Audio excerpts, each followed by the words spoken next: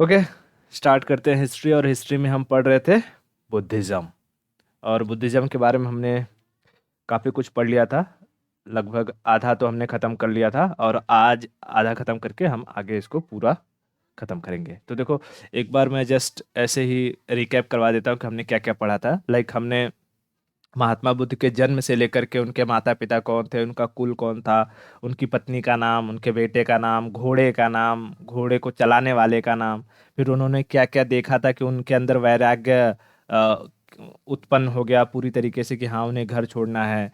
फिर 29 साल की उम्र में उन्होंने जब घर छोड़ा, फिर उनके टीचर्स जैसे रुद्रक राम अ, और जो है अलार कलाम, उन्होंने कौन सी शिक्षा दी। ठीक है। फिर उसके बाद उन्होंने पहली बार जो ज्ञान की प्राप्ति के लिए वो पहली बार कहाँ गए, तो उत्तर प्रदेश में मृगदाब वन था, अपने 5 मित्रों के साथ गए थे। वहां पर उन्होंने नहीं मिला ज्ञान, फिर वो वहां से चले गए बिहार के बोध गया में, और वहां पर फल्गु नदी के किनारे पीपल वृक्ष के नीचे बैठ करके तपस्या किए। तो वैशाख पूर्णिमा के दिन उन्हें ज्ञान की प्राप्ति हो गई। उसके बाद हमने देखा कि उन्होंने अपना जो पहला उपदेश दिया वो अपने 5 मित्रों को दिया जो वहां पर तपस्या कर रहे थे। उन्हें तो मिला नहीं, तो यही जा करके उन्हें सारा का सारा उपदेश दिए। फिर वो अपना मैक्सिमम टाइम जो उत्तर प्रदेश का श्रावस्ती जगह था वहां पर बिताते थे। तो वहां पर उंगली माल वाली स्टोरी हमने सुनाई कि किस तरीके से उंगली माल उनका शिष्य बन गया। फिर उसके बाद उनका जो एक ये डिसाइपल था शिष्य था आनंद। आनंद ने कहा कि महाराज जो है इसमें मठ में अपने महिलाओं को भी सम्मिलित कीजिए। तो पहले तो उन्होंने रजिस्ट किया, बाद में मान गए। तो पहली जो महिला थी वो प्रजापति गौतमी थी, और दूसरी महिला आम्रपाली थी जो बिहार से बिलोंग करती थी, नर्तकी थी। उसके बाद हमने लास्ट में 4 नोबल ट्रुथ के बारे में बात किया था कि उन्होंने बताया कि ये जो दुनिया है वो पूरे दुखों से भरी हुई है, और हर दुख का कोई न कोई कारण होता है। उस कारण को उन्होंने इच्छा बताया, हमारे डिजायर को बताया था, और कहा कि ये डिजायर, ये इच्छा जो है उसे कंट्रोल किया जा सकता है। ठीक है, तो हमने यहाँ तक अ, पूरी स्टोरी कवर की थी।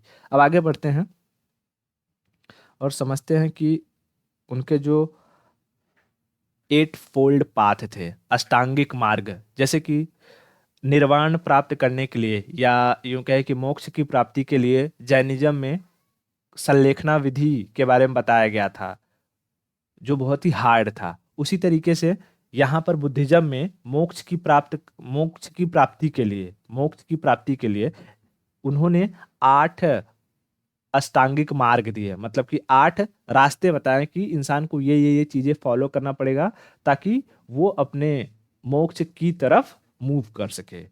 ठीक है। तो अष्टांगिक मार्ग यानी 8 फोल्ड पाथ।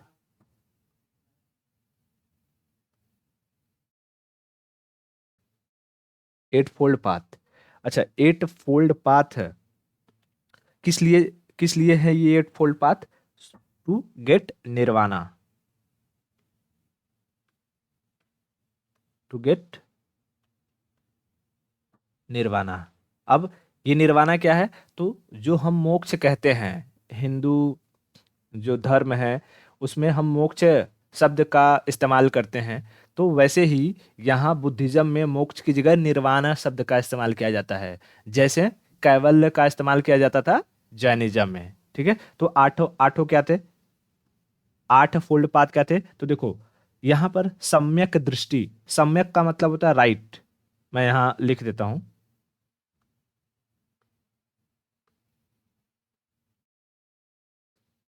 सम्यक दृष्टि, सम्यक संकल्प, ये सम्यक बार बार आएगा, संकल्प। फिर सम्यक वाक, वाक मतलब स्पीच, सम्यक स्पीच। फिर चौथा होता है कि सम्यक जो तुम्हारा कंडक्ट होता है, बिहेवियर, सम्यक कंडक्ट। कंडक्ट को क्या कहते हैं? व्यवहार।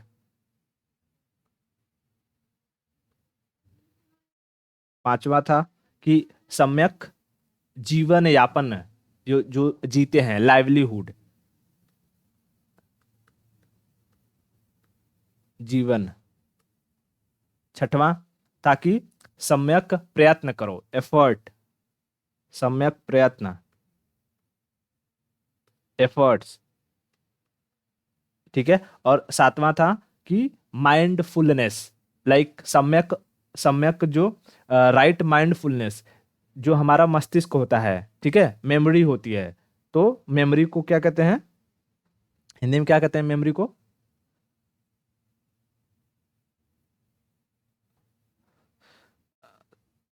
ठीक है, मैं यहाँ माइंडफुलनेस लिखता हूँ, राइट माइंडफुलनेस, माइंडफुलनेस, ठीक है, माइंडफुलनेस। मेमोरी को हिंदी में पता नहीं वो वर्ड क्या कहते हैं, मुझे वो वर्ड याद नहीं आ रहा है, उसको एक बार देख लेना कि हिंदी में क्या कहते रहेंगे। और आठवां जो रहता है कि हमें समाधि की तरफ जाना है, तो सम्यक समाधि,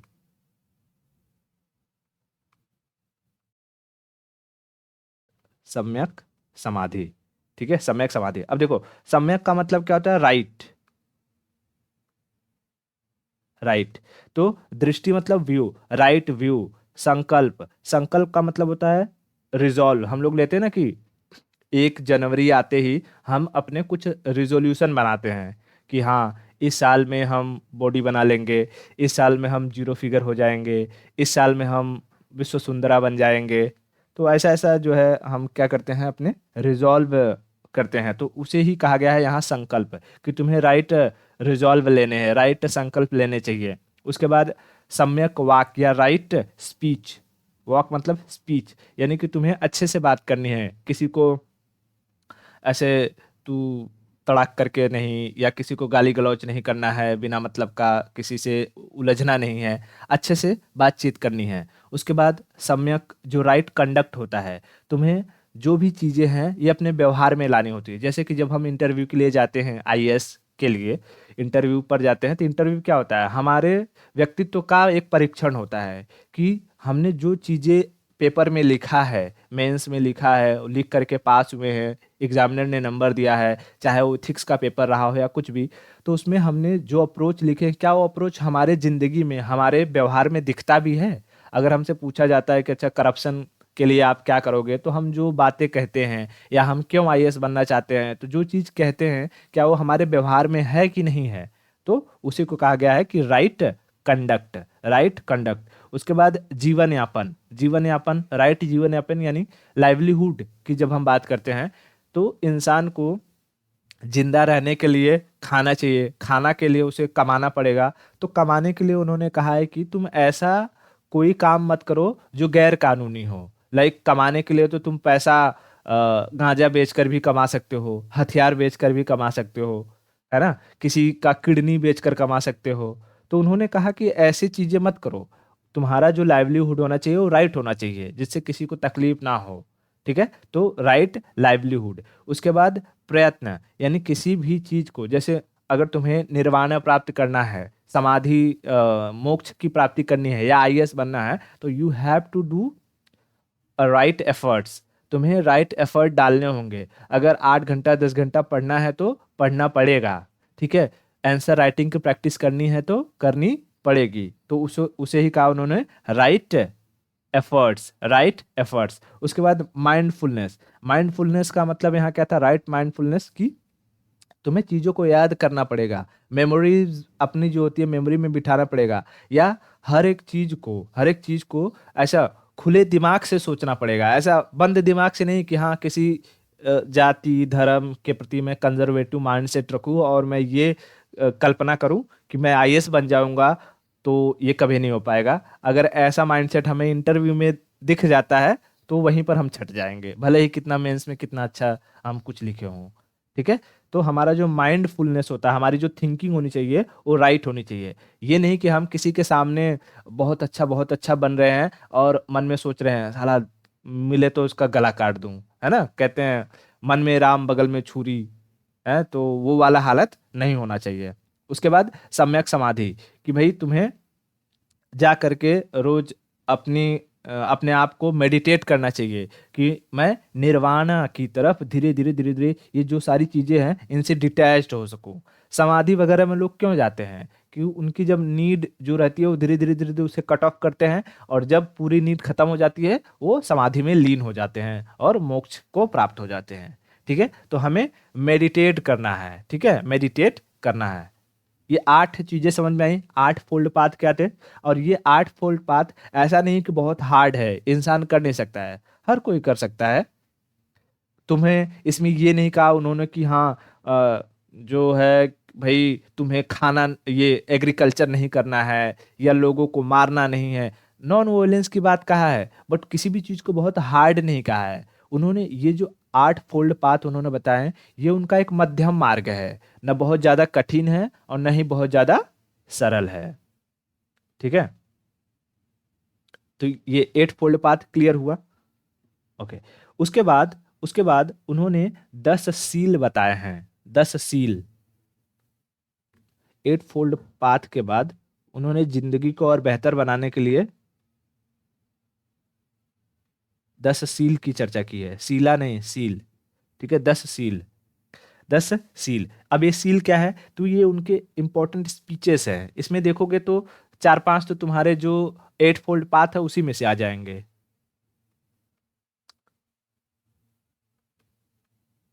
इंपॉर्टेंट स्पीचेस, ठीक है, इंपॉर्टेंट स्पीचेस है उनके। जैसे कि इसमें 10 सील में उन्होंने क्या क्या कहा है, मैं ऐसे बताता हूँ, इसको याद करने की जरूरत नहीं है। याद करना क्या है, ये 8 फोल्ड पाथ, क्योंकि मेंस वगैरह में ये ज्यादातर कभी कभी पूछता है कि इन सब चीजों को एक्सप्लेन करने के लिए उनके 8 फोल्ड पाथ क्या थे या 4 नोबल ट्रूथ क्या है। तो 10 सील के बारे में बस याद रखो कि जैसे उन्होंने कहा कि भाई नंबर 1, किसी को मारना मारना नहीं है, नॉन वायलेंस की बात की है। किलिंग्स जो होती है उसको अवॉइड करने के लिए कहा है। ठीक है, अब किलिंग्स का मतलब यहाँ पर क्या होता है कि पहले क्या होता था कि अगर किसी के गर्भ में लड़की, अभी भी भारत में अगर हम 10 साल 15 साल पीछे जाएं तो भारत में ही नहीं पूरी दुनिया में ही अगर किसी के गर्भ में लड़की होती थी तो वो उसका गर्भपात करवा देते थे, अबॉर्शन करवा देते थे, है ना। तो किसी भी इंसान या बच्चे के जन्म से पहले ही उसे मार देना कहीं का न्याय नहीं होता है, वो धर्म नहीं माना जाता है। ठीक है, तो उन्होंने किलिंग्स जो होती है या यहाँ मैं लिखता हूँ किलिंग्स, किलिंग्स को अवॉइड करने के लिए कहा कि ये नहीं करना है। इसलिए कई बार कहा जाता है कि उन्होंने डेथ जो पनिशमेंट होता है, अगर कोई चोर है या ऐसा दुराचारी है तो उसे डेथ पनिशमेंट नहीं देना है, उसके खिलाफ भी थे कि डेथ पनिशमेंट कोई सोल्यूशन नहीं हो सकता है। तो तुम आज भी देखोगे तो हमारे समाज में कई बार एक कन्फ्लिक्ट का मुद्दा बन जाता है कि हमें लोगों को डेथ पनिशमेंट देना चाहिए कि नहीं, कैपिटल पनिशमेंट देना चाहिए कि नहीं, इंटरव्यू वगैरह में कई बार पूछ लेते हैं।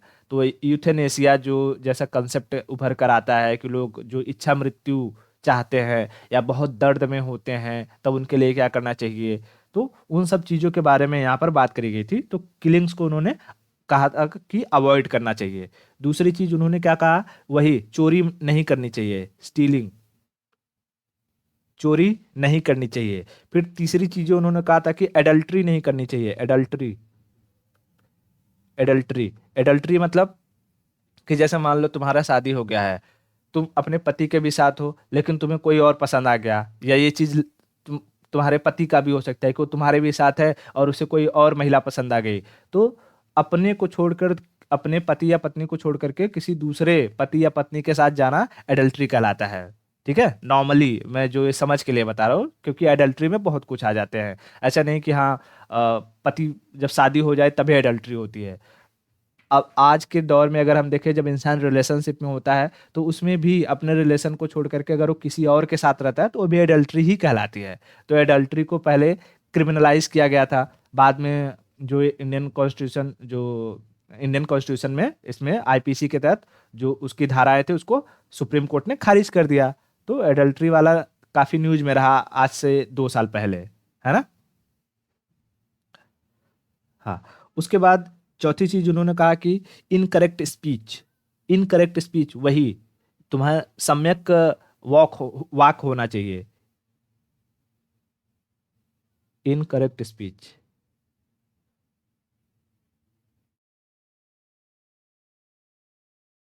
इनकरेक्ट स्पीच नहीं करनी है, मतलब कि किसी को गाली गलौज नहीं करना है, सिंपल सी बात, गाली गलौज नहीं करना है। फिर पांचवा चीज उन्होंने कहा कि तुम्हें जो टॉक्सिकेटिंग ड्रिंक होते हैं उसे नहीं लेना है, अल्कोहल वगैरह का कंजम्पशन नहीं करना है।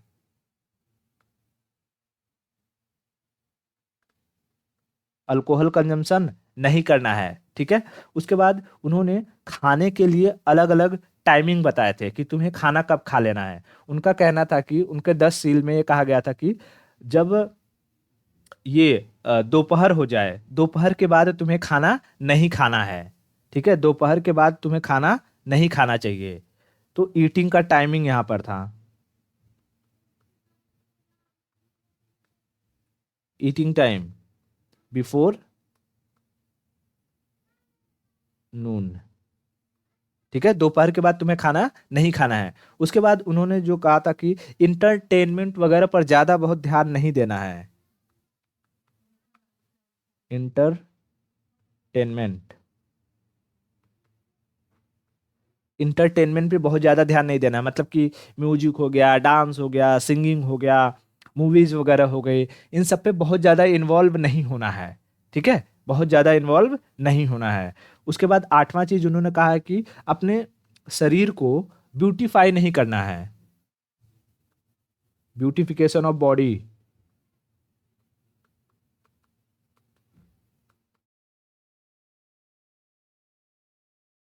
ब्यूटिफिकेशन ऑफ बॉडी, अपने शरीर को ब्यूटीफाई नहीं करना है। कि ये नहीं कि हाँ ये क्रीम पोत लूँ, वो पाउडर मार लूँ, वो जो है फ्रेग्रेंस लगा लूँ, कुछ कान में झुमका पहन लूँ, या आदमी जो होते हैं टर्बन पहन लूँ, कुछ कुछ जो पहन लूँ, वो सब चीज़ें नहीं करना है। जो जितना नॉर्मल रह सकते हो उतना नॉर्मल रहना चाहिए। उसके बाद नौवां चीज उन्होंने कहा कि लग्जरियस जो लाइफ होता है उससे दूर रहना चाहिए।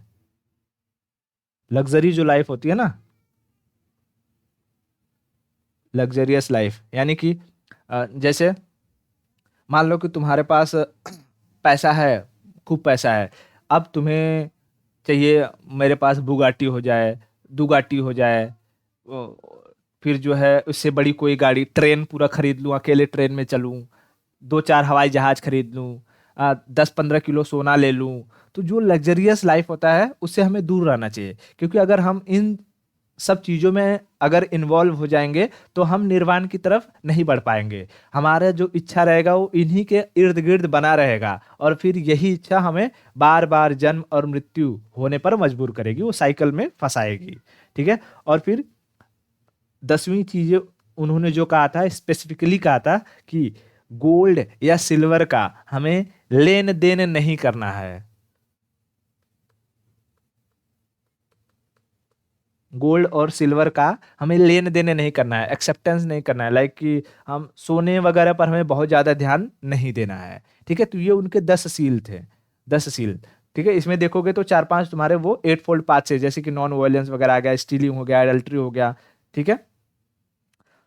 तो ये उनके 10 सील थे, समझ में आया। इन 10 सीलों को क्या करना था, प्रोहिबिट करना था, मतलब तुम्हें नहीं करना है। और लेकिन ये जो 8 फोल्ड पाथ है इसे तुम्हें फॉलो करना है। उल्टा मत कर देना कि 8 फोल्ड पाथ को प्रोहिबिट कर दो और 10 सील को फॉलो करना शुरू कर दें, ठीक है। हाँ, ओके। अब हम आगे बढ़ते हैं। तो भगवान बुद्ध ने जो इंसान थे, लोगों को बुद्धिज्म में आने के लिए, बुद्धिज्म में आने के लिए 3 रत्न दिए, 3 रत्न, त्रिरत्न जिसको कहा गया, त्रिरत्न। अब देखो वो त्रिरत्न, जैसे अगर हम जैनिज्म की बात करेंगे तो जैनिज्म में त्रिरत्न क्या था, KFC, है ना, नॉलेज, फेथ और कैरेक्टर। तो ऐसे ही उन्होंने त्रिरत्न कहो या 3 principles of Buddhism, three principle, ठीक है, 3 प्रिंसिपल, 3 सिद्धांत। क्या थे ये 3 सिद्धांत? तो पहली बात तो कहा गया कि भाई अगर तुम्हें बुद्धिज्म ज्वाइन करना है तो तुम भगवान बुद्ध की शरण में चले जाओ, भगवान बुद्ध की शरण में चले जाओ। तो उसको कहा गया बुद्धम शरणम गच्छामि, बुद्धम शरणाम शरणम गच्छामि, ठीक है। यानी कि अगर हो सके तो तुम बुद्ध की शरण में चले जाओ।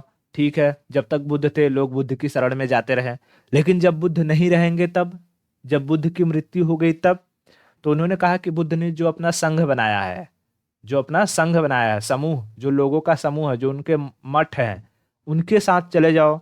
तो दूसरा त्रिरत्न में दिया क्या? संघम शरणम गच्छामि।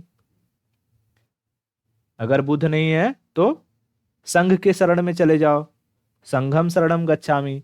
उसके बाद अगर तुम्हें ये लग रहा है कि भाई मैं संघ के साथ में नहीं जा सकता हूँ, परिवार है मेरा, मुझे वो भी देखना है, लेकिन निर्वाण भी प्राप्त करना है, और बुद्धिज्म के जो टीचिंग्स हैं वो लर्निंग्स लेनी है, तो कैसे करें? तो उन्होंने कहा कि उनकी जो किताबें हैं, उनके जो लिटरेचर हैं, ठीक है, उसको कहा उन्होंने धम्म, तो कहा उसकी शरण में चले जाओ।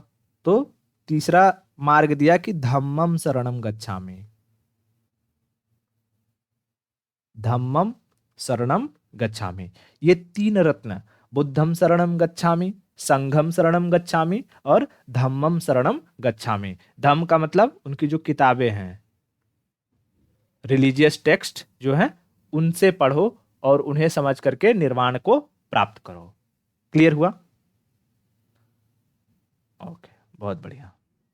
अब देखो, जो बुद्ध थे, बुद्ध, उनका जन्म आमतौर पर ऐसा, जन्म का तारीख तो बहुत डिस्प्यूटेड रहता है, तो भी जो मानते हैं कि 563 बीसी के आसपास उनका जन्म हुआ होगा। और उनका जो डेथ का तारीख था, कि जो बुद्ध थे, बुद्ध लगभग 483 बीसी के आसपास उनकी मृत्यु हुई।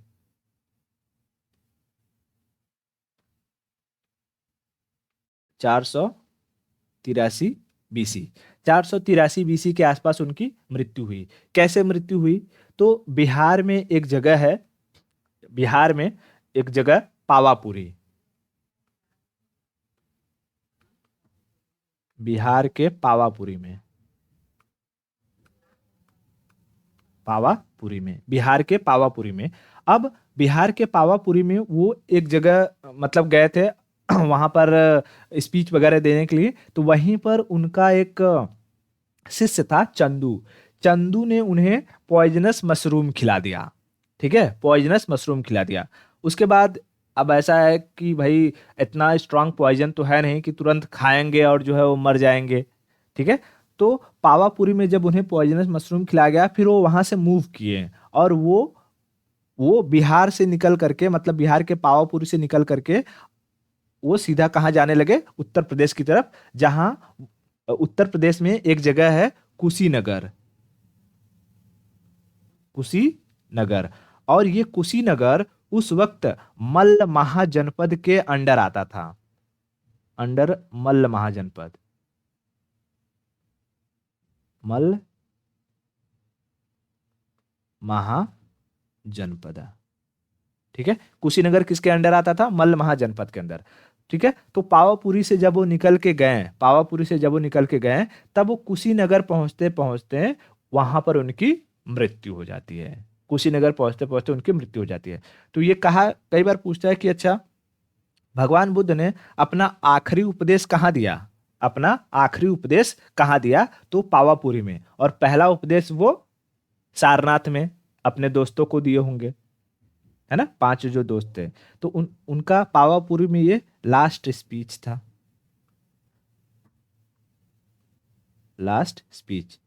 और यहां पर वो मशरूम खाए बढ़िया, उसके बाद कुशीनगर निकले और कुशीनगर में उनकी मृत्यु हो गई, उनकी मृत्यु हो गई। अब देखो, 483 बीसी में जब उनकी मृत्यु हुई, तो क्योंकि बुद्ध जो थे, बुद्ध तो ज्ञान के परे हो, मतलब अज्ञानता के परे हो चुके थे, जिंदा रहते हुए उन्हें सारे ज्ञान मिल चुका था। तो जब जिंदा रहते हुए ज्ञान की प्राप्ति हो जाती है, तो उसे कहा जाता है निर्वाण, ठीक है। जिंदा रहते हुए अगर तुम्हें ज्ञान की प्राप्ति हो जाए, तो उसे कहा जाएगा निर्वाण। लेकिन जब वही निर्वाण प्राप्त व्यक्ति, वही निर्वाण प्राप्त व्यक्ति की मृत्यु हो जाए, तो उसे कहा जाता है परिनिर्वाण, ठीक है। नहीं नहीं, महानिर्वाण नहीं, उसे कहा जाता है परिनिर्वाण। लेकिन क्योंकि भगवान बुद्ध जो थे वो बुद्धिज्म के फाउंडर थे। तो उसीलिए जब उनकी मृत्यु हुई तो उनकी मृत्यु के बाद उनके नाम के आगे लगाया गया महापरिनिर्वाण। महापरिनिर्वाण। ये सिर्फ भगवान बुद्ध की मृत्यु के बाद ही महाशब्द लगता है। और कोई भी इंसान बुद्धिज्म में जिसे निर्वाण प्राप्त हो जाए, वो अगर मर जाता है तो उसे सिर्फ परिनिर्वाण कहेंगे। लेकिन महाशब्द किसके लिए इस्तेमाल होगा? सिर्फ भगवान बुद्ध के लिए। जैसे भारत में अगर हमें प्रेसिडेंट को अपने पद से हटाना है तो हम क्या वर्ड यूज करते हैं? प्रेसिडेंट को अगर अपने पद से हटाना है तो हम क्या करते हैं उनके लिए? एक तो होता है रिमूवल, है ना, रिमूवल ऑफ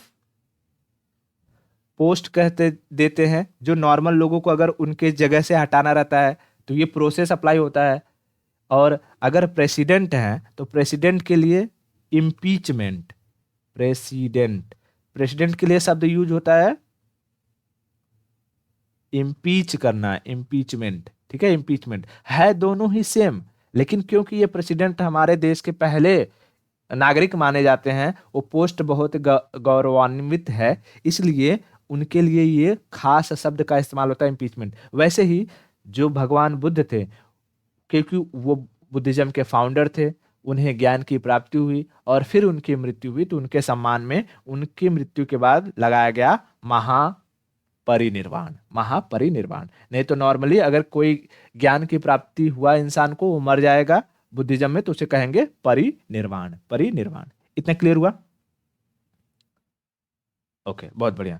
ओके, जब उनकी मृत्यु हुई तो उनकी मृत्यु के बाद इनके शरीर को जब जलाया वगैरह गया, जलाने के बाद इनके शरीर के जो राख वगैरह होती थी उसे 8 अलग अलग जगह पर दफनाया गया। ठीक है, मतलब 8 अलग अलग जगह पर रखा गया। उसे कहा गया अष्ट महास्थान। ठीक है, अष्ट महास्थान। अष्ट महास्थान। अष्ट महास्थान। तो अष्ट महास्थान क्या है? कुछ नहीं, वो जगह जहां पर भगवान बुद्ध की अस्थियों को दफनाया गया या विसर्जित किया गया। 8 अलग अलग जगह पर। 8 अलग अलग जगह पर। ठीक है, अब देखो, जैसे ही भगवान बुद्ध की मृत्यु होती है 483 बीसी में, तो जो उनके सारे के सारे जो फॉलोअर्स थे, उन लोगों ने समझा कि देखो भाई, अभी तक भगवान बुद्ध थे, वो हमारे संघ को लेकर के बढ़िया चल रहे थे, पूरा का पूरा स्पीच वगैरह दे रहे थे। लेकिन अब बुद्धिज्म को पूरी दुनिया में अगर हमें फैलाना है तो हमें क्या करना पड़ेगा? मीटिंग्स करनी पड़ेगी, समिट्स। ठीक है, समिट्स। तो उनकी मृत्यु के बाद ही उन्होंने तुरंत एक समिट कर डाली। क्यों?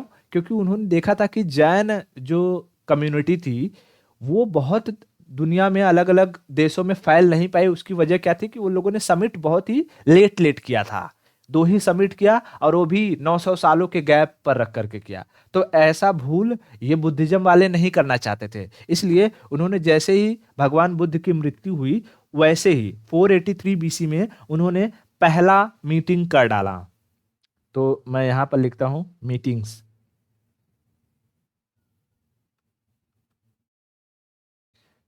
मीटिंग्स।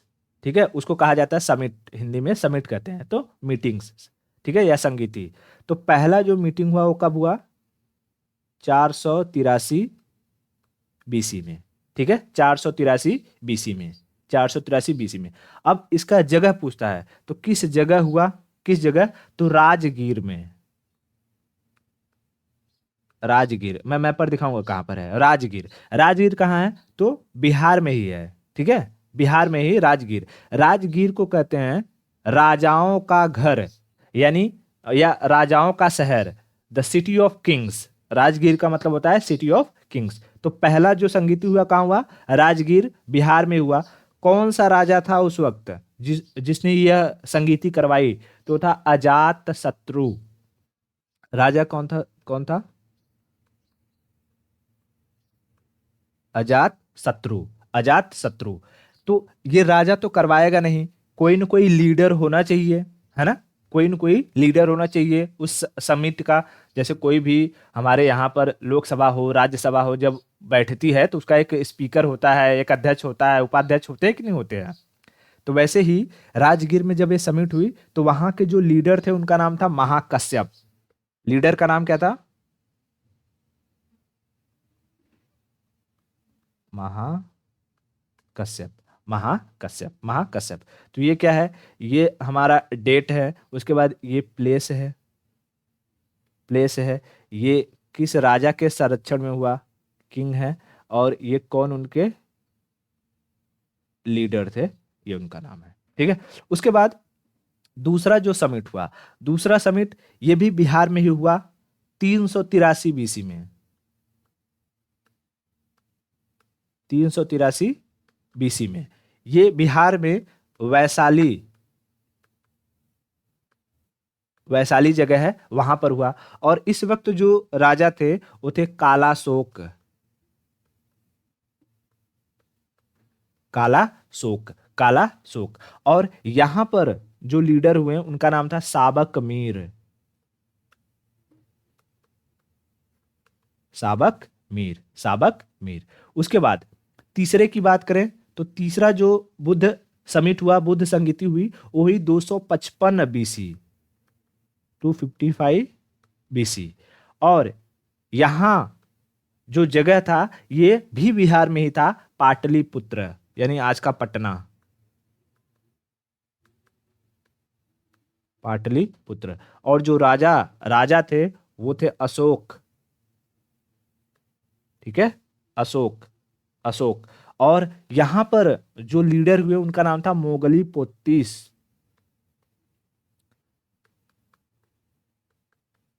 मोगली पोतीस। उसके बाद चौथा और आखिरी जो समिट हुआ वो पहली सदी में हुआ, फर्स्ट एडी, पहली सदी में। कहाँ हुआ?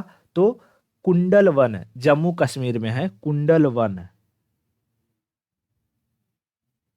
कुंडल वन, जेएनके में। राजा कौन था यहाँ पे? तो राजा था कनिष्क, कनिष्क, ठीक है, कनिष्क। अब देखो कितने सारे राजाओं का संरक्षण प्राप्त हुआ है ये बुद्धिज्म को, ठीक है। अजात शत्रु है, कालाशोक है, अशोक है, कनिष्क है। मतलब ये कनिष्क कौन है? कुषाण डायनेस्टी वाले हैं ये लोग, कुषाण वाला कनिष्क है, ठीक है। और यहाँ पर हमें दो लीडर देखने को मिलेंगे। पहले तो कनिष्क के दरबारी कवि जो थे वसुमित्र, वसुमित्र, इन्हें लीडर बनाया गया था। लेकिन बाद में कनिष्क ने बिहार में ही एक जगह अटैक किया था, और वहीं पर जब अटैक करने गया था तो वहां पर उसे एक टीचर मिले थे। टीचर का नाम था अश्वघोष, अश्वघोष। उन टीचर को जब अपने राज दरबार में लेके आया तो उसने देखा कि अश्वघोष तो वसुमित्र से ज्यादा ज्ञानी हैं। तो वो बनाना चाहता था अश्वघोष को लीडर, लेकिन क्योंकि वसुमित्र को पहले ही बना चुका था और वसुमित्र को बुरा ना लगे, इसलिए उसने अश्वघोष को उनका वो डिप्टी समझ लो बना दिया, डिप्टी चेयरमैन बना दिया, को लीडर जिसको कह सकते हैं। तो लीडर थे ये, और उनके जो उपाध्यक्ष थे ये थे अश्वघोष, अश्वघोष। तो दो लीडर्स के नाम याद रखने हैं लास्ट वाले संगीति में, लास्ट वाले संगीति में। तो बताओ पहला समिट कब हुआ? 483 बीसी, राजगीर, अजात शत्रु राजा थे और महाकश्यप। कैसे याद रखेंगे? पहली बार कोई काम होगा तो महान लोग को बुलाना पड़ेगा, महाकश्यप, ठीक है, महाकश्यप। फिर दोबारा अगर वही काम करना है तो सबको बुलाना पड़ेगा, साबक मीर, साबक मीर, साबक मीर, ठीक है, साबक मीर। उसके बाद फिर से 255 बीसी में तो मोगली पोतीस। मुंह से भी बोल लोगे तो सभी लोग चले आएंगे, याद रखना, मुंह से भी बोल देंगे तो सभी लोग चले आएंगे, चले आएंगे। तो मोगली पोतीस, मोगली पोतीस। और जब सब लोग इतनी बार मिलेंगे तो सब लोग मित्र बन जाएंगे, तो वसुमित्र, वसुमित्र, वसुमित्र। तो ये चार लीडर्स के नाम याद रखना, ये उसमें पूछता है कभी कभी, जो मैच द फॉलोइंग वगैरह दे देता है प्री में, ठीक है। तो अब इसको हम मैप पर देख लेते हैं कि अच्छा इनका एग्जैक्ट लोकेशन कहाँ था। तो उसके लिए हमें चाहिए मैप। तो पहले हम एक मैप ले लेते हैं बिहार का। ये बिहार का है। तो बिहार में 3 है, तो तीनों को हम कर देंगे। तो देखो, हमको पता है बिहार के बीचों बीच से कौन सी नदी बहती है ना? गंगा नदी बहती है। तो पहला जो संगीत हुआ वो कहाँ हुआ? वो हुआ था राजगीर में। ठीक है, राजगीर। तो राजगीर अगर हम देखेंगे तो ये जो नालंदा है, ठीक है, ये कहाँ गया? ये पटना है। ठीक है, ये पटना याद रखना, इससे 2 चीजें याद हो जाएंगी। ठीक है, क्योंकि एक पाटलिपुत्र में हुआ था, तो एक पटना से नीचे ही नालंदा में हमें मिलेगा राजगीर। नालंदा में क्या मिलेगा? राजगीर। यानी हमारा जो गंगा है, गंगा के साउथ में पहला समिट हुआ। दूसरा समिट इसी पटना के जस्ट ऊपर हो जाएगा, वैशाली में। पटना के ऊपर वैशाली में। और तीसरा जो समिट होगी यही हो जाएगी पाटलिपुत्र में। पाटलिपुत्र में। और चौथा है जम्मू कश्मीर में कुंडल वन। जम्मू कश्मीर में कुंडल वन। ठीक है, ओके। अब जैसे ही ये चौथी बौद्ध संगीति हुई, चौथी बौद्ध संगीति के बाद बुद्धिज्म 2 भागों में, मतलब 2 भाग में टूट गया। ठीक है, Buddhism divided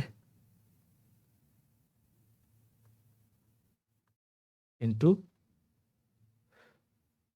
2 parts after fourth संगीति। ठीक है, तो कौन कौन से 2 भाग थे? कौन कौन से 2 भागों में टूट गया? तो एक को कहा गया महा अ, महायान, और दूसरे को कहा गया हीनयान। ठीक है, just give me a second.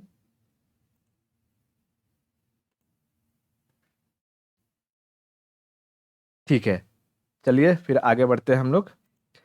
क्या मैं कह रहा था कि हाँ, बुद्धिज्म 2 भागों में टूट गया। एक था महायान, महायान, और दूसरा था हीनयान।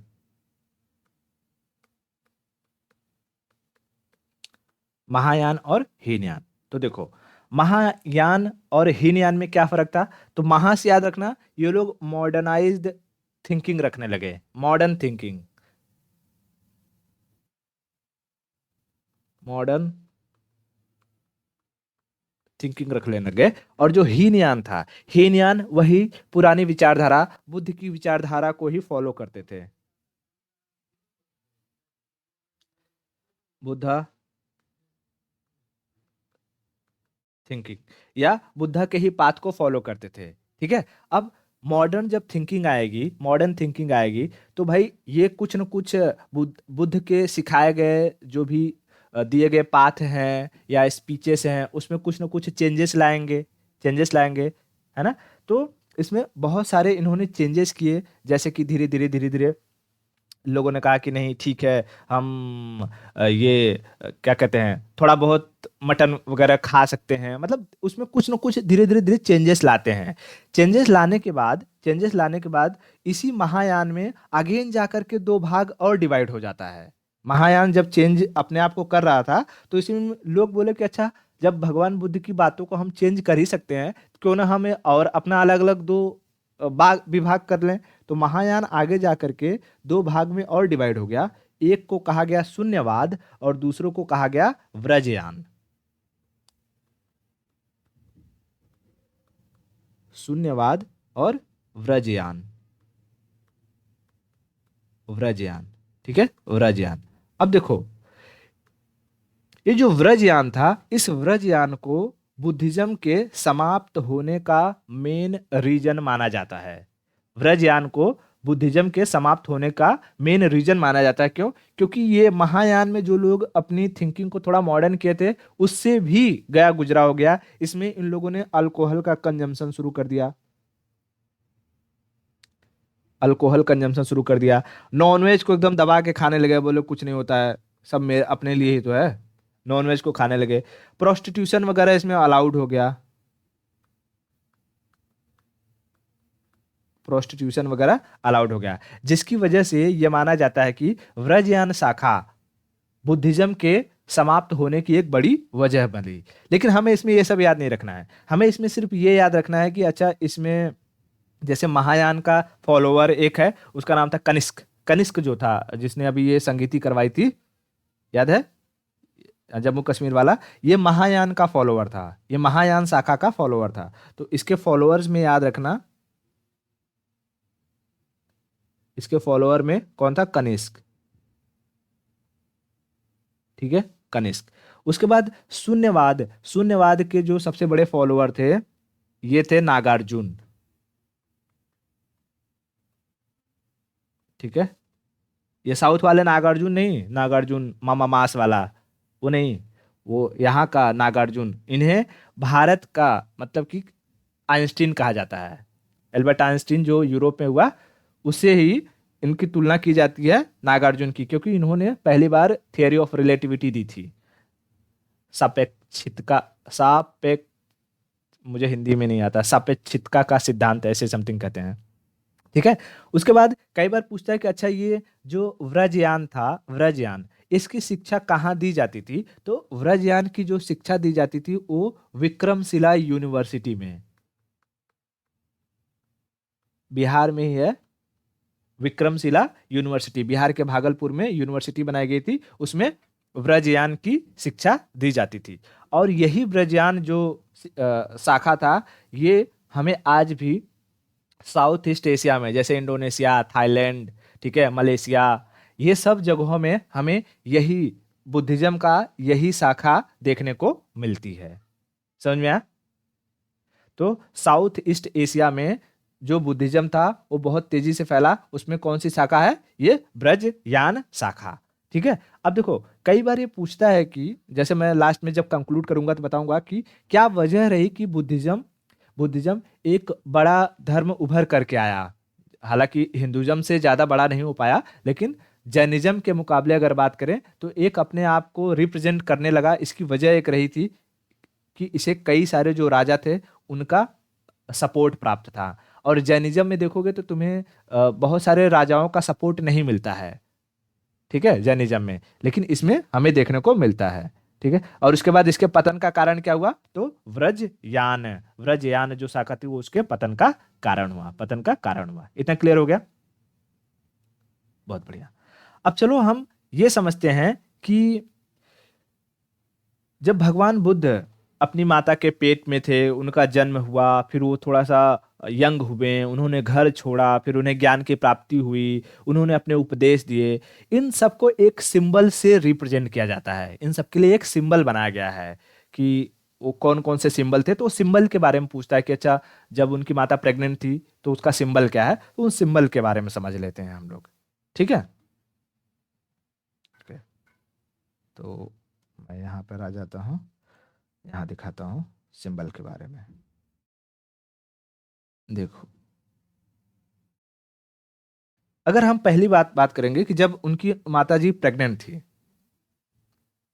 उनकी माताजी जब प्रेग्नेंट थी, तो प्रेगनेंसी का जो सिंबल था, प्रेगनेंसी का सिंबल था वो था हाथी। इसमें हाथी कहाँ है? एक मिनट। हाँ, यहाँ पे देखो, प्रेगनेंसी का सिंबल क्या था? हाथी।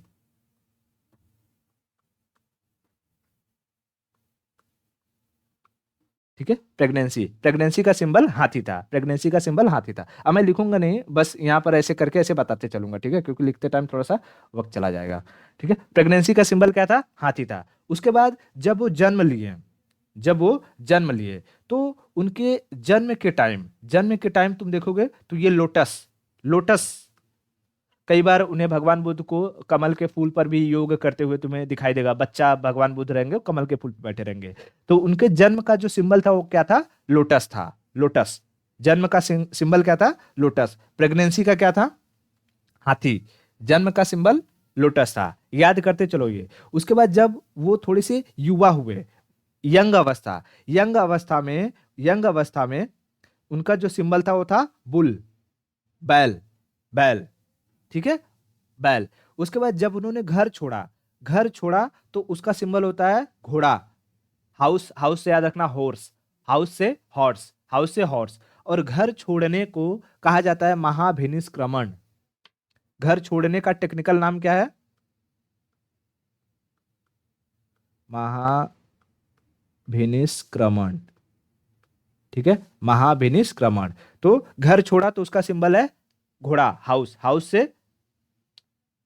हॉर्स, हाउस से हॉर्स। ठीक है, हाउस से हॉर्स। उसके बाद जब वो घर छोड़े, घर किस लिए छोड़े थे? ज्ञान की प्राप्ति के लिए। ठीक है, ज्ञान की प्राप्ति के लिए। तो ज्ञान की प्राप्ति के लिए वो जिस पेड़ के नीचे बैठे थे वो पीपल का पेड़ था। तो इस पेड़ को नॉलेज का अगर सिंबल बोलेगा तो नॉलेज का सिंबल बोधि ट्री। इसी पीपल पेड़ को क्या कहा जाता है? बोधि ट्री, बोधि ट्री, बोधि ट्री। उसके बाद ज्ञान प्राप्त हुआ, ज्ञान प्राप्त के बाद उन्होंने उपदेश दिया। तो उपदेश को कहा जाता है धर्म चक्र प्रवर्तन, धर्म चक्र प्रवर्तन। और उसका सिंबल क्या है? ये चक्र, व्हील, व्हील। ठीक है, व्हील किसका सिंबल है? उनके स्पीच का। धर्म चक्र प्रवर्तन, स्पीच का। ठीक है, धर्म चक्र प्रवर्तन, स्पीच का, स्पीच का। उसके बाद जब उन्हें, अच्छा, उन्होंने अपना स्पीच वगैरह दिया। स्पीच देने के बाद जैसे उनकी मृत्यु हुई, ठीक है, मृत्यु हुई। तो मृत्यु से पहले एक चीज याद रखना कि उन्हें जब ज्ञान की प्राप्ति हुई होगी तो उन्हें निर्वाण मिला होगा। निर्वाण मतलब सभी इच्छाओं से मुक्ति हो गई होगी। तो निर्वाण के लिए फुटप्रिंट, निर्वाण की अगर बात करेंगे तो निर्वाण के लिए सिंबल क्या होता है? ये उनका फुटप्रिंट, फुटप्रिंट। ठीक है, इसको क्या कहते हैं हिंदी में? पद चिन्ह। ठीक है, पद चिन्ह, निर्वाण, निर्वाण के लिए। लेकिन जब उनकी मृत्यु हो गई तो उनकी मृत्यु के बाद उनके शरीर के कुछ जो अस्थियां थी वो कुछ कुछ जगह पर रखी गई और उस जगह पर एक स्ट्रक्चर बना दिया गया। जैसे आज ये होता है, क्या कहते हैं, मुस्लिमों में, हाँ, मुस्लिमों में कोई मर जाता है तो उसको दफनाते हैं। तो दफनाने के बाद उनके कब्र के ऊपर ऐसे बनाते हैं ना, कब्रगाह। तो वैसे ही समझ लो, बुद्ध भगवान की जो अस्थियां थी उनको बीच में रख करके और उसके चारों तरफ एक स्ट्रक्चर बना दिया गया जिसे कहा जाता है स्तूपा। इसे क्या कहा जाता है? स्तूपा। तो स्तूपा किसका सिंबल होता है? महापरिनिर्वाण यानी डेथ का, महापरिनिर्वाण यानी डेथ का। ठीक है, महापरिनिर्वाण यानी डेथ का। इतना क्लियर हुआ? ओके, ठीक है। तो देखो, इसमें हमने लगभग लगभग 8 चीजों के बारे में बात करी। कौन कौन सी 8 चीजें थी? मैंने इमेज भी दिखा दिया। बताओ, प्रेगनेंसी के लिए, प्रेगनेंसी के लिए हाथी, मैं पी लिख देता हूं प्रेगनेंसी का। जब उनका जन्म हुआ तो बर्थ, लोटस। ठीक है, यंग अवस्था में बुल। उन्होंने ह से हाउस छोड़ा, घर छोड़ा, हॉर्स, घोड़ा। ठीक है, फिर उसके बाद उन्हें ज्ञान की प्राप्ति हुई, कैसे? नॉलेज, बोधि ट्री, बोधि ट्री, बोधि ट्री। नॉलेज के बाद उन्हें निर्वाण मिल गया। निर्वाण के लिए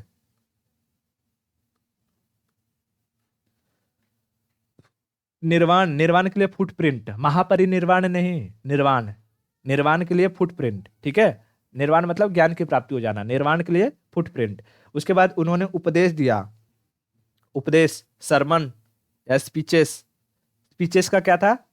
धर्म चक्र प्रवर्तन, या उसको मतलब चक्रा, व्हील, व्हील, व्हील। ठीक है, उसके बाद उनकी जब मृत्यु हुई, महापरिनिर्वाण मिला उन्हें, एम, महापरिनिर्वाण का स्तूपा, महापरिनिर्वाण का स्तूपा। ठीक है, महापरिनिर्वाण का स्तूपा। तो ये 8 चीजें हमने देख ली।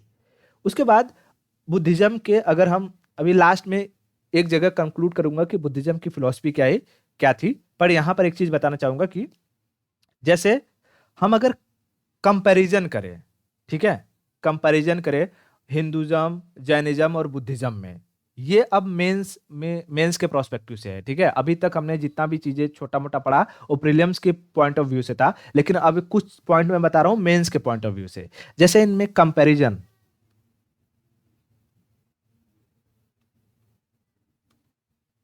जब हम कंपैरिजन करते हैं, कंपैरिजन किस में करते हैं कंपैरिजन? तो जैनिज्म बुद्धिज्म में पहले करेंगे, जैनिज्म और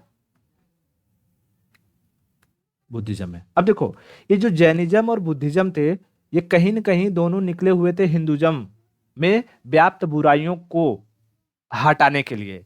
यानी हिंदुज्म में जो बुराइयां व्याप्त हो चुकी थी, उसी को क्रिटिसाइज करके ये दो नए धर्म निकले थे, दो नए रिलीजन निकले थे, जैनिज्म और बुद्धिज्म। और दोनों को देखोगे तो दोनों को ही जो स्टार्ट करने वाले लोग थे, वो कहीं न कहीं क्षत्रिय थे, क्षत्रिय थे। यानी कि कई बार ये सवाल उठता है कि ऐसी क्या वजह थी कि ये जो एक वर्ण व्यवस्था था, ठीक है, ब्राह्मण क्षत्रिय वैश्य और शूद्र वाला, ब्राह्मण क्षत्रिय वैश्य और शूद्र वाला, इसमें वैश्य या शूद्र क्यों नहीं आए? क्यों क्षत्रिय ही एक नए रिलीजन को लेकर के आते हैं? तो इसका जवाब आता है कि हो सकता है कि ब्राह्मणों और क्षत्रियों में जो उनकी क्या कहते हैं, ये अपना एम्बिशंस होता है ना, कि हमारी मनोभावना होती है कि ब्राह्मण के कुछ अलग एम्बिशंस हैं, क्षत्रिय के कुछ अलग एम्बिशंस हैं, तो एक पॉइंट पे जाकर के उनके एम्बिशंस आपस में टकराने लगते हैं। जैसे कि मान लो कि ब्राह्मण कहे कि नहीं, हमें यज्ञ करवाना है, यज्ञ में बलि ही देना है, लेकिन अगर क्षत्रिय कहे कि नहीं, बलि क्यों देना है, बिना बात के किसी मासूम को क्यों मारना है, तो कहीं न कहीं जाकर के इनके थॉट प्रोसेस आपस में टकराने लगे होंगे। और इसकी वजह से कुछ लोग हुए जिन्होंने एक नए रिलीजन को निकालने की कोशिश करी। लेकिन अंत में अगर हम जब देखेंगे, जो धर्म जो धर्म हिंदुज्म की या ब्राह्मण जो धर्म था, उसकी बुराइयों को हटाने के लिए या उसकी बुराइयों से परेशान होकर के नए धर्म की शुरुआत करता है, उसी धर्म में डिविजन्स होते हैं, अलग अलग चीजें इन्वॉल्व होती है, और वही धर्म फिर से उसी बुराइयों को एक्सेप्ट कर लेता है। समझ में आया? और बाद में जब हम गुप्ता पीरियड वगैरह पढ़ेंगे तो वहां देखेंगे कि इन दोनों को पीछे छोड़ते हुए जो हिंदुज्म रहेगा वो बहुत आगे निकल जाएगा। उसके पीछे वजह क्या होगी हिंदुज्म के आगे निकलने की? क्यों? क्योंकि वहां पर फिर ऐसे कुछ लोग आएंगे, जैसे शंकराचार्य वगैरह जैसे लोग आएंगे, जिन्होंने हिंदुज्म को एक धर्म न बना करके जीवन पद्धति बना दिया। तो हम कई त्योहारों को देखेंगे कि त्योहारों पर ऐसा किया जाता है, संस्कृत का इस्तेमाल किया जाता है पूजा पाठ वगैरह के लिए। ठीक है, ये चीज क्लियर हुआ? हाँ, तो देखो, अब हमने ये तो देख लिया कि अच्छा, ये जैनिज्म बुद्धिज्म कहाँ से निकले होंगे, क्यों क्षत्रिय लोग ही इसको आगे लेकर के आए, और इसके पतन का क्या कारण रहा होगा। अब ये समझते हैं कि अच्छा, ये जो जैनिज्म है उस और बुद्धिज्म है, इसमें 5 मार्क्स या 10 मार्क्स में कंपैरिजन पूछता है। तो पहले हम समझते हैं, कंपैरिजन में हम दो चीजें देखते हैं, एक तो सिमिलैरिटीज और दूसरा डिफरेंसेस, है ना। सिमिलैरिटीज कि जैनिज्म बुद्धिज्म में क्या सिमिलैरिटीज थी, और डिफरेंसेस, जैनिज्म बुद्धिज्म में क्या डिफरेंसेस थी। हम अगर इन दोनों को देख लेंगे तो हम कंपेयर कर पाएंगे कि नहीं कर पाएंगे? कर पाएंगे। तो चलो, सबसे पहले हम समझते हैं कि क्या सिमिलैरिटीज थी। ठीक है, just give me a second. Okay, तो कंपैरिजन में हम पहले सिमिलैरिटीज देखते हैं।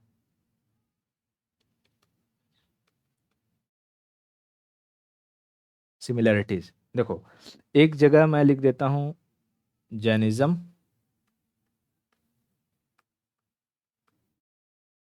जैनिज्म, दूसरी जगह लिख देता हूं बुद्धिज्म। ठीक है, जैनिज्म और बुद्धिज्म, जैनिज्म और बुद्धिज्म। ठीक है, तो देखो, अगर हम जैनिज्म बुद्धिज्म की बात करें तो इनमें क्या समानताएं थी। ठीक है, समानताओं में हम देखेंगे कि क्या इन लोगों ने, मैं यहाँ पर ये चीज लिखता हूँ, ये सिमिलरिटी समझ लो, इसके नीचे है। ठीक है, नंबर 1 सिमिलरिटीज की अगर बात करूं, तो क्या इन्होंने भगवान को माना था? क्या जैनिज्म बुद्धिज्म ने भगवान को माना था? नहीं माना था। तो हम डिनाय लिखते हैं। ठीक है, डिनाय। अब डिनाय मतलब मैं डी लिखूंगा, डी। ठीक है, भगवान को उन्होंने नहीं माना था। उसके बाद क्या इन्होंने मूर्ति पूजा को मान्यता दी थी, आइडल वर्शिप? तो नहीं दी थी, तो यहां भी डी लिखता हूं। ठीक है, डी। मतलब स्टार्टिंग में जब ये सब धर्म निकले थे तो इन्होंने आइडल वर्शिप को या मूर्ति पूजा को मान्यता नहीं दी थी, लेकिन बाद में जैसे जैसे इसमें कुरीतियां आती गई तो ये लोग भी करते गए। तो हमें अभी स्टार्टिंग फेज वाला से ही समझना है। ठीक है, बाद में ये धर्म तो अलग अलग हो गया कि उतना जो मूल रिलीजन था या उनका मूल मंत्र था वो तो चल नहीं पाया, बाद में जाकर के ये समाप्त हो जाता है। ठीक है, तो ये दो चीजें, भगवान को इन लोगों ने माना नहीं था, आइडल वर्शिप को इन लोगों ने माना नहीं था। उसके बाद जो कर्म कांड होते थे, जैसे यज्ञ वगैरह होते थे, बलि वगैरह होता था, तो रिचुअल्स, रिचुअल्स को क्या इन लोगों ने रिचुअल्स को महत्व दिया था? तो नहीं, इसको भी इन लोगों ने डिनाई किया था कि भाई ये सब कुछ नहीं करना है। जब भगवान ही नहीं है, कोई मूर्ति ही नहीं, तो रिचुअल्स किसका करोगे, है ना? इन सब चीजों को नहीं किया था। उसके बाद चौथी चीज, क्या इन लोगों ने पुनर्जन्म को माना था, रीबर्थ? तो हाँ, रीबर्थ को माना था। देखो, रीबर्थ के लिए जैनिज्म में महावीर ने क्या कहा कि हमें पुनर्जन्म का कारण हमारी आत्मा होती है, और बुद्धिज्म में बुद्ध ने कहा है हमारी इच्छा होती है। तो ये डिफरेंसेस में भी आ जाएगा कि अच्छा उन्होंने रीबर्थ का क्या अलग अलग कारण माना था, लेकिन दोनों ने एक्सेप्ट तो किया था ना, रीबर्थ होता है तो एक्सेप्टेड। मैं यहाँ एक्सेप्ट लिख देता हूँ। ठीक है, दोनों ने एक्सेप्ट किया था कि हाँ पुनर्जन्म वगैरह होता है। उसके बाद क्या दोनों ही मोक्ष प्राप्ति की बात करते थे? साल्वेशन, साल्वेशन यानी मोक्ष प्राप्ति। तो दोनों ही मोक्ष प्राप्ति की बात करते थे, मोक्ष प्राप्ति की बात करते थे। तो ये होगी हमारी सिमिलरिटीज। ऐसे ही और सिमिलरिटीज वगैरह कुछ ढूंढोगे तो अगर मिल जाएगा तो उसमें ऐड कर लेना। बाकी ये जो इंपॉर्टेंट पॉइंट है, अभी इसी 5 पॉइंट को एक्सप्लेन करोगे तो अच्छा खासा नंबर मिल जाएगा।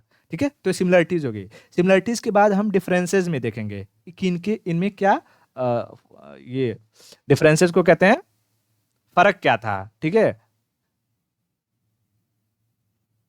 तो मैं डिफरेंसेस की बात करता हूँ तो एक जगह लिखता हूँ जैनिज्म, दूसरी जगह लिखता हूँ, नहीं इसको थोड़ा सा ऐसे, पहले मैं यहाँ डिफरेंसेस लिख दूँ।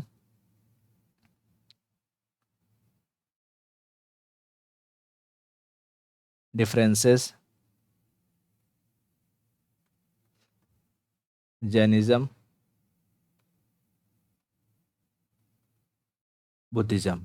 ठीक है, अब देखो, अब डिफरेंसेस में बहुत सारी चीजें आ जाएंगी। जैसे नंबर 1 मैं बात करूं कि जैनिज्म को किसने स्टार्ट किया, फाउंडर। इसके फाउंडर कौन थे जैनिज्म के? ऋ- ऋषभ देव।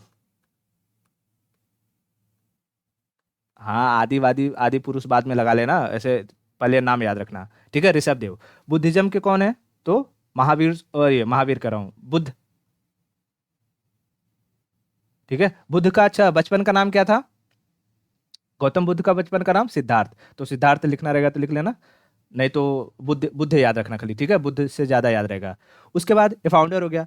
दूसरी चीज अगर हम बात करेंगे तो इनमें जो नियम कानून थे, लॉज, जैसे जैनिज्म में अगर तुम्हें मोक्ष प्राप्त करना है तो मोक्ष प्राप्त करने के लिए जो नियम है वो बहुत कठिन था, हार्ड था, बहुत हार्ड, है ना? संलेखना विधि, ब्रह्मचर्य का पालन, बहुत हार्ड था। उसके बाद इसमें थोड़ा सा हार्ड नहीं था, लाइक मीडियम था। एट फोल्ड पाथ जो इनका था कैसा था? मध्य मार्ग था ना, तो मीडियम हो गया। उसके बाद तीसरी चीज अगर हम बात करें तो जो मोक्ष होता है, मोक्ष, मोक्ष के लिए इसमें कौन सा वर्ड यूज किए थे जैनिज्म में? कैवल्य। और यहां पर क्या यूज किया? निर्वाण, निर्वाण। ठीक है, उसके बाद अगर हम बात करेंगे खेती, एग्रीकल्चर, एग्रीकल्चर की बात करें तो क्या जैनिज्म ने एग्रीकल्चर को बढ़ावा दिया? नहीं दिया। ठीक है, लेकिन बुद्धिज्म में एग्रीकल्चर को बढ़ावा दिया गया। ठीक है, एग्रीकल्चर को बढ़ावा दिया गया। उसके बाद पांचवी चीज और बताओ, और क्या हो सकता है? महिलाओं की अगर हम कंडीशन की बात करें, फीमेल कंडीशन, क्या जैनिज्म में यह माना गया था कि महिलाओं को मुक्ति प्राप्त हो सकती है? उन्होंने बोला कि महिला तो मुक्ति प्राप्त ही नहीं कर सकती है, उसे पहले पुरुष बनना पड़ेगा, फिर पुरुष बन के वो महिला को मतलब उसे मुक्ति प्राप्त होगा। तो महिलाओं की कंडीशन यहाँ पर अच्छी नहीं थी, जबकि यहाँ पर महिलाओं के लिए पहले तो चलो बुद्ध ने रजिस्ट किया, लेकिन बाद में महिलाओं के लिए एंट्री इसमें दे दी। तो तुम देखोगे तो महिलाओं के जो नन्स होते हैं, नन ने एक किताब लिखी है। अभी मैं लास्ट में थोड़ा सा फिलोसफी इनका कंक्लूड करूंगा तो उसके बारे में बताऊंगा कि वो कई बार एग्जाम में पूछता है कि अच्छा ये शब्द क्या था। वो उसमें महिलाओं के जो गीत थे उनको लिखा गया था। ठीक है, तो पहली चीज ये होगी। उसके बाद और बताओ, जैसे हम इसमें त्रिरत्न की बात करेंगे, त्रिरत्न जो उनके 3 प्रिंसिपल थे। जैनिज्म में क्या था? KFC, कैंटकन फ्राइड चिकन नहीं, नॉलेज, फेथ और कैरेक्टर। ठीक है, और इसमें क्या था बुद्धिज्म में? बुद्धम शरणम गच्छामि, धम्मम शरणम गच्छामि और संघम शरणम गच्छामि। तो बुद्ध, धम्म और संघ। ठीक है, तो BDS कर दो, ये समझ में आ गया। उसके बाद ऐसी और चीजें बताओ, जैसे कपड़े के बारे में अगर बात करेंगे, क्लोथ्स, तो क्या जैनिज्म में कपड़ा पहनने के लिए कहा था महावीर ने? उन्होंने कहा कपड़ा पड़ा मत पहनो, वैसे रहो, नो क्लोथ्स। लेकिन बुद्धिज्म में ऐसा कुछ नहीं था, कपड़े पहन सकते हो। समझ में आया? ओके। उसके बाद ब्रह्मचर्य की अगर बात कर लेंगे, सेलिबेसी, तो क्या महावीर ने सेलिबेसी पर जोर दिया था? सेलिबेसी को मानना, ब्रह्मचर्य का पालन करना एकदम कंपलसरी था, कंपलसरी। लेकिन इसमें कंपलसरी नहीं था, इसमें तो तुम गृहस्थ रहते हुए भी मोक्ष की प्राप्ति कर सकते हो बुद्धिज्म में। समझ में आया कि नहीं? उसके बाद एक और जो सबसे इंपॉर्टेंट, कि इन लोग जो अपना उपदेश देते थे उनका लैंग्वेज क्या था? लैंग्वेज, तो जैनिज्म में लैंग्वेज कौन थे? प्रकृत, प्रकृत, प्रकृत, और यहां पर पाली। ठीक है, पाली। इतना चीज क्लियर हो गया?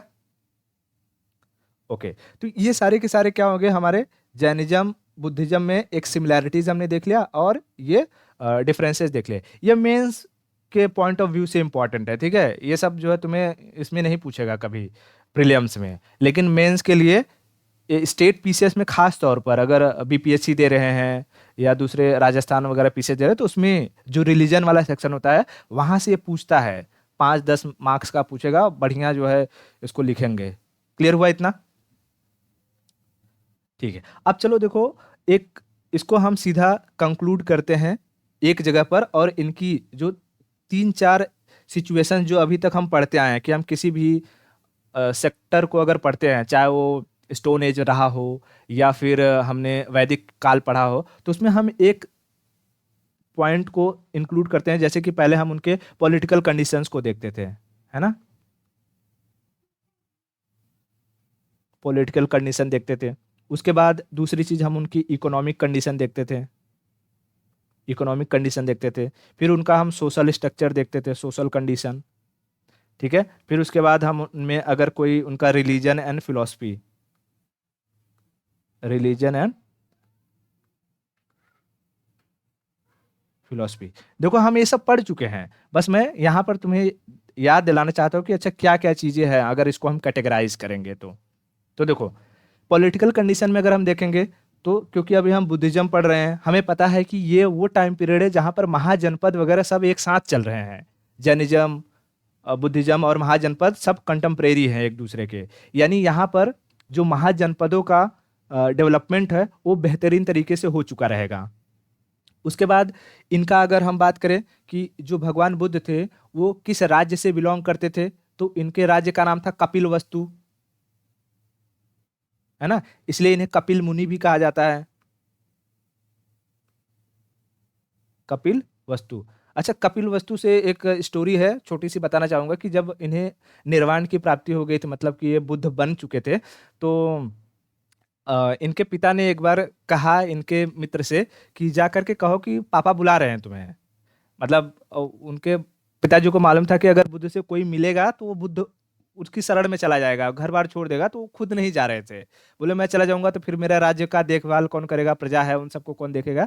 तो उन्होंने उनके दोस्त को कहा कि देखो जाओ और उनसे कहो डैडी बुला रहे हैं और तुम भी बुद्ध बन जाओगे, उनकी शरण में चले जाओगे लेकिन पहले कह देना। तो उनका दोस्त आया, कहा और वो भी बुद्ध की शरण में चला गया। तो बुद्ध बोले कि ठीक है, पिताजी बुला रहे हैं, आदेश है तो जाऊँगा। तो जब वो गए अपने राज्य में, तो जाते ही वो वहाँ जो आश्रम वगैरह था वहाँ पर ठहर गए। तो उनके पिताजी जब लोगों ने देखा कि यहाँ का ये तो राजकुमार है, ये आकर के आश्रम में ठहरे हुए हैं, तो लोग बातें बनाने लगे कि ये ऐसा कैसा क्या है। तो उन्होंने समझाया कि देखो मैं यहाँ पर सिद्धार्थ बनकर नहीं, बुद्ध बनकर आया हुआ हूँ। तो बुद्ध के लिए पूरी दुनिया ही उसका परिवार है, घर है, तो मैं यहीं पर ठीक हूँ। तो ठीक है, वो हुए। फिर सुबह हुआ, भिक्षा वगैरह मांगने लगे। उनके पिता को टेंशन हो गई कि भिक्षा मांगने के लिए यही जगह मिली हुई है और जो है तुम कहीं और जा करके, मतलब यहाँ से जाने के बाद तुम यहाँ के राजकुमार हो, भिक्षा मांगना तुम्हें शोभा थोड़ी देती है।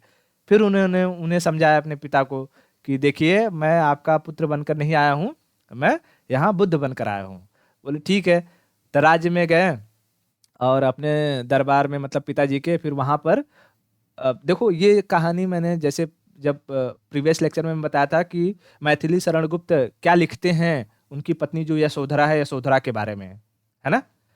तो अब यशोधरा के मन में तो यही था कि बुद्ध चले गए जो अपने लक्ष्य की प्राप्ति के लिए, बट मुझसे बात करके नहीं गए थे। तो यशोधरा थोड़ी सी उनसे नाराज थी। और जब बुद्ध गए पिताजी से मिलने, तो वहाँ यशोधरा आई नहीं। और यशोधरा ने कहा मतलब कि अगर बुद्ध को आना रहेगा तो खुद आएंगे। तो बुद्ध गए बाद में और यशोधरा से मिलने। तो उन्होंने यशोधरा से एक बात कही कि वहां पर जाकर के अब क्या लगता है कि बुद्ध क्या कहेंगे जाकर के कि माफ कर दो मुझे गलती हो गई? ऐसा तो कुछ कहेंगे नहीं। बुद्ध है, बुद्ध जाकर के कहते हैं भिक्षाम देहि, भिक्षा दीजिए।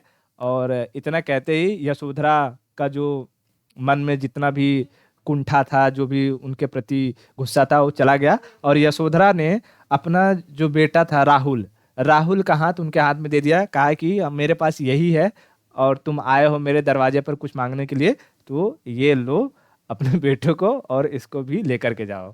ठीक है, मतलब अल्टीमेटली जो यशोधरा थी, यशोधरा ने ये बात को समझा कि ठीक है बुद्ध गए हैं जिस लक्ष्य की प्राप्ति के लिए, वो कोई छोटा तो है नहीं है, बट उसके मन में सिर्फ एक ही बात वही थी कि एटलीस्ट मुझसे कह कर जाते हैं, मुझसे बात करके जाते हैं। और लास्ट में जब बुद्ध आए उनके दरवाजे पर, तो यशोधरा ने अपने बेटे को भी कहा कि इसे भी ले जाओ और इसे भी ज्ञान के मार्ग पर करो। ठीक है, तो ये थोड़ी सी स्टोरी थी, मैं इसके बारे में बता दिया। उसके बाद हम इसकी बात करेंगे कि इकोनॉमिक कंडीशन की बात करें तो देखो बुद्धिज्म में इकोनॉमिक कंडीशन बहुत अच्छी तरीके से फ्लरिश्ड हुआ। क्यों? क्योंकि यहाँ पर इन लोगों ने एग्रीकल्चर को बढ़ावा दिया था। ठीक है, एग्रीकल्चर को बढ़ावा दिया। अब जब तुम एग्रीकल्चर को बढ़ावा दोगे तो भाई तुम्हारे यहाँ सरप्लस अगर खेती होगी तो उसे बेचोगे, ट्रेडिंग होगी, फिर उससे पैसा आएगा, पैसा आएगा तो जो कारीगर होंगे, क्राफ्ट्स होंगे, शिल्पकार होंगे, ये लोग भी अपने अपना उत्थान करेंगे। तो ये लोग भी धीरे धीरे क्या हुए, बढ़ने लगे। और इनका जो एग्रीकल्चर था, अभी हम वैदिक पीरियड में देखे थे कि एग्रीकल्चर कहाँ होता था, गंगा यमुना का जो अपर दोआब होता था वहां होता था। लेकिन अब ये सिचुएशन जो टाइम पीरियड चल रहा था, यहाँ तक स्टोन की खोज हो चुकी थी, स्टोन बोल रहा हूँ, आयरन की खोज हो चुकी थी। और आयरन के जो इंस्ट्रूमेंट थे वो खेती के लिए अधिकतर यूज होने लगे थे। तो इसकी वजह से क्या हुआ कि गंगा यमुना का जो ये मध्य रीजन था, मिडिल दोआब था, वहां पर बहुत जंगल हुआ करता था। तो आयरन की इंस्ट्रूमेंट का इस्तेमाल करके उन जंगलों को साफ किया गया और यहाँ पर लोग खेती करने लगे। और जब यहाँ पर खेती किए तो यहाँ पर गेहूं से कहीं ज्यादा जो उपज हुई वो चावल की हुई। तो इस वक्त में याद रखना, इनके टाइम पीरियड में गेहूं से कहीं ज्यादा अधिक उपज किसकी थी? चावल की थी। समझ में आया? चावल की उपज हुई और धीरे धीरे एग्रीकल्चर के साथ साथ जो शिल्पी थे, शिल्पकार थे, कारीगर थे, वो लोग भी आगे बढ़े, उन लोग का भी उत्थान होता है। इतना ठीक है। उसके बाद इसी टाइम पीरियड में जो सिक्के होते हैं या करेंसी होता है, करेंसी का भी प्रचलन देखने को मिला। क्योंकि हमने करेंसी एक ही जगह बात कर ली थी कि मौर्य टाइम पीरियड में तीन तरीके की करेंसी थी, आहत थी, पंचमार्क थी और पर्ण था। तो यहाँ पर जो ग्रंथों में करेंसी मिलती है, कॉइन मिलता है, वो आहत की बात होती है। जो पंचमार्क सिक्का था, आहत और पंचमार्क सेम ही था लगभग, बस उसमें जो मेटल्स होते थे उनके मिक्सिंग का अलग अलग डिस्ट्रीब्यूशन था। तो आहत जो था वो सिल्वर क्वाइन था, तो सिल्वर क्वाइन के साक्ष्य मिलते हैं यहाँ पर। और सिल्वर के साथ साथ प्योर कॉपर के भी क्वाइंस के साक्ष्य यहाँ पर मिलते हैं। ठीक है, इतना क्लियर हुआ। उसके बाद दूसरी चीज यहाँ अगर हम बात करेंगे इकोनॉमिक कंडीशन में, तो यहाँ पर ना शहरों का development, second phase of urbanization start हो चुका था। अगर हम पहली फेज ऑफ अर्बनाइजेशन की बात करते हैं तो हड़प्पा में था, लेकिन बुद्ध काल के टाइम पीरियड तक जब महाजनपद अच्छे से डेवलप हुए तो यहाँ पर शहरों का भी निर्माण होना शुरू हो चुका था। और बुद्धिज्म के जो टेक्स्ट थे, उन टेक्स्ट में 60 शहरों के बारे में चर्चा है, जिसमें से 6 महानगर है। महानगर मतलब मेट्रोपॉलिटन सिटी की चर्चा है, मतलब वहां की जनसंख्या लगभग लगभग आज के टाइम में 10 लाख से अधिक रही होगी। समझ में आया? तो ये इकोनॉमिक सिचुएशन हुआ, इकोनॉमिक कंडीशन हुआ। ठीक है, ओके। उसके बाद हम सोशल स्ट्रक्चर की बात करते हैं। तो सोशल स्ट्रक्चर में कुछ नहीं, हमने ऑलरेडी पढ़ लिया कि यहाँ पर देखो, जो पहले ये था, वर्ण व्यवस्था थी जो काम के बेसिस पर थी। अब ये टाइम पीरियड आते आते इसे जन्म का मतलब बेसिस बना दिया गया था। जो बर्थ था, बर्थ इसका फाउंडेशन बन चुका था वर्ना डिवीजन का। ठीक है, और यहाँ पर जो महिलाओं की सोशल कंडीशन थी वो धीरे धीरे गिरी थी। क्यों? हमने यही बात करी थी कि वैदिक पीरियड में देखोगे तो लास्ट फेज में क्या हुआ था, एग्रीकल्चर के लिए दासों का इस्तेमाल करने लगे थे लोग। तो महिलाएं जो थी वो एग्रीकल्चर या में कंट्रीब्यूट नहीं कर पा रही थी, जिसकी वजह से यहाँ भी महिलाओं की कंडीशन गिरी और महिलाओं को जो मेल थे, मतलब पुरुष थे, उनके सबऑर्डिनेट कर दिया गया था।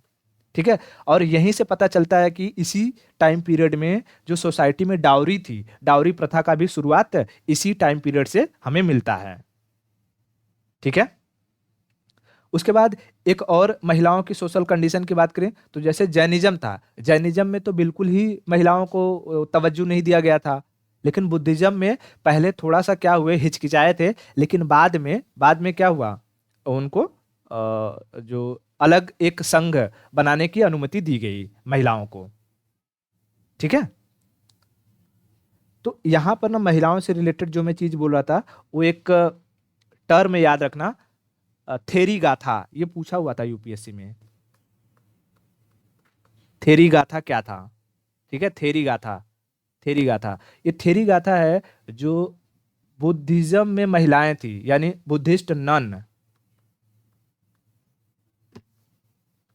बुद्धिस्ट नन, उनके द्वारा गाए गए संगीत थे। तो collection of poem, Theri Gatha क्या है?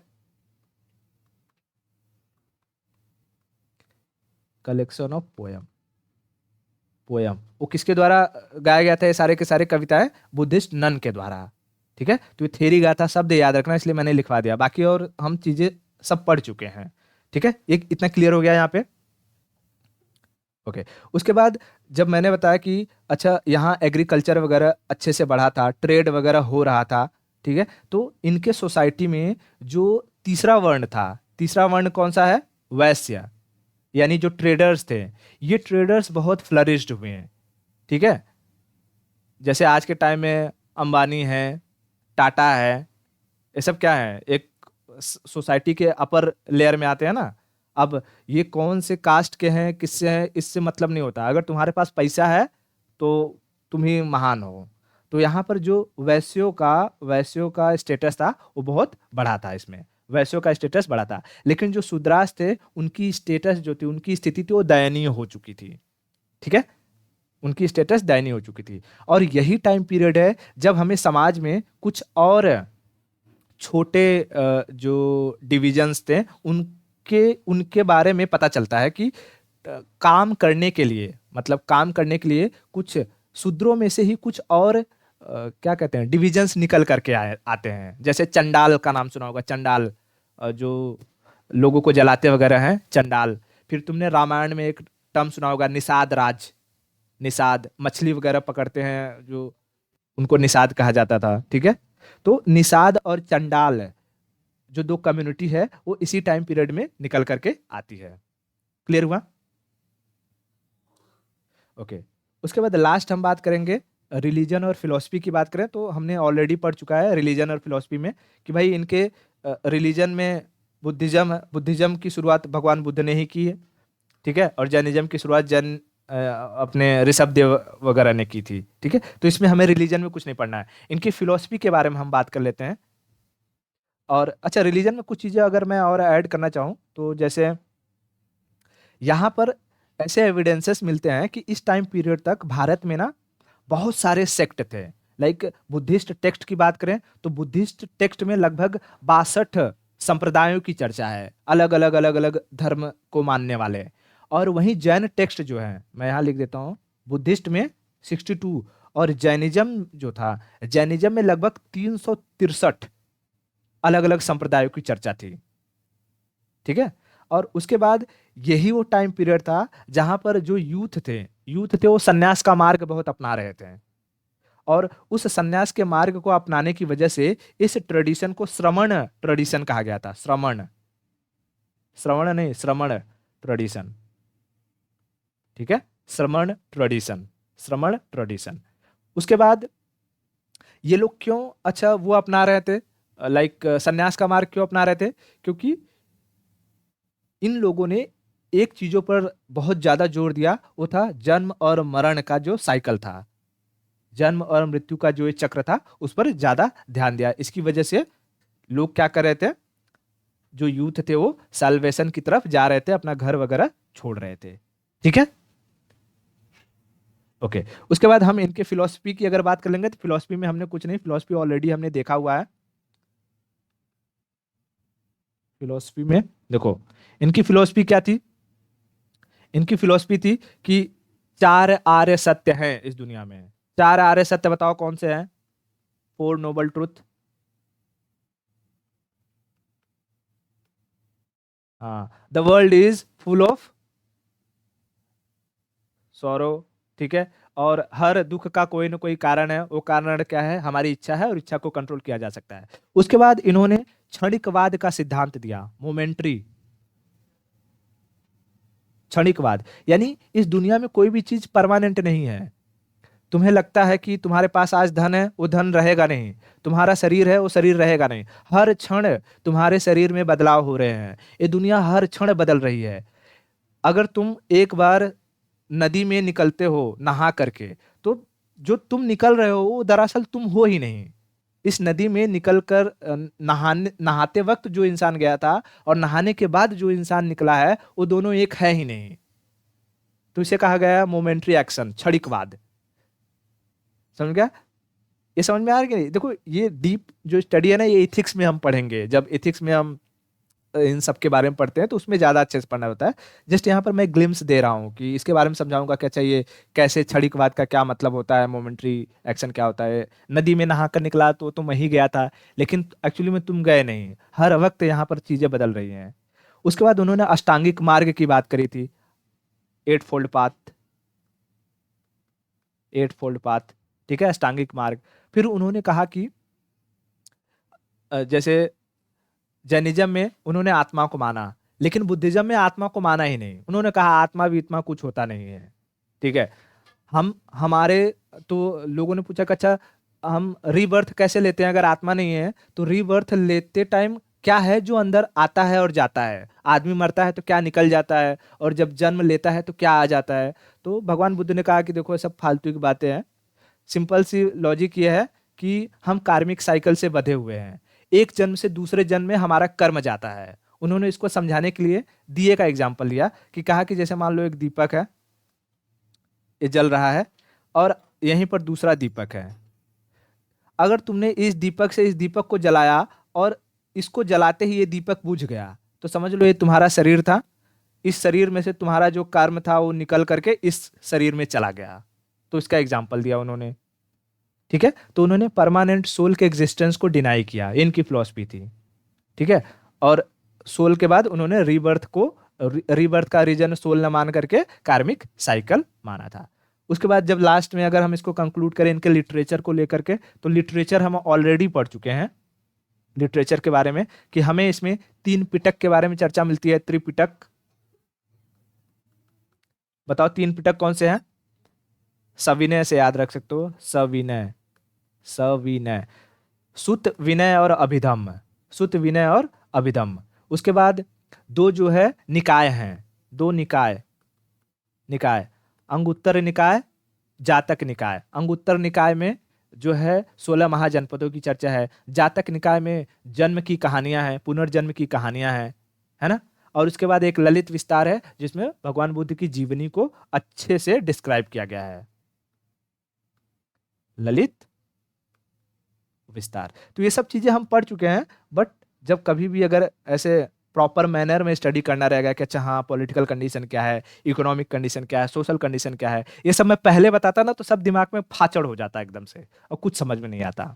इसलिए जो पहले इंपॉर्टेंस था, इंपॉर्टेंस चीजें मैंने बता दी सब कुछ एग्जाम पॉइंट ऑफ व्यू से। उसके बाद जो यहाँ पर एक जगह ला करके मैंने पूरा कंक्लूड कर दिया। ठीक है, तो यहाँ पर हमारा जो बुद्धिज्म है वो पूरी तरीके से खत्म होता है। आज के लिए इतना रखते हैं और बाकी की स्टोरी हम नेक्स्ट लेक्चर में देखेंगे। ओके।